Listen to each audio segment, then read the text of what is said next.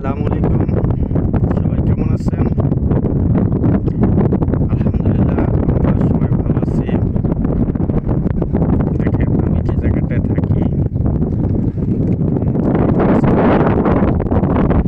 কবুতরের বুরুজ, কবুতরের কাজ করি।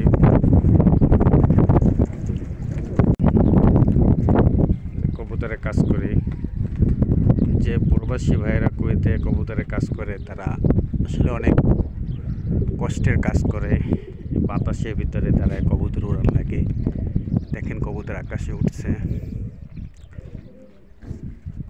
এটা হলো কবুতরের বুরুজ, কবুতরের ঘর যেটা বলে।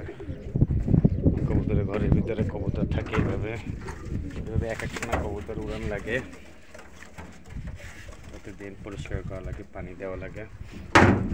দেখো, আমার কবুতরের আকাশে উঠছে। এটা আমার ঘর, আমি এখানে থাকি। দেখেন, অনেকেই জানতে চেয়েছেন আমি কোন জায়গায় থাকি। এটা কুয়েত, সোহেল আহমেদ। দীর্ঘ 8 বছর ধরে এখানেই থাকি। আলহামদুলিল্লাহ, আমার কফিল খুব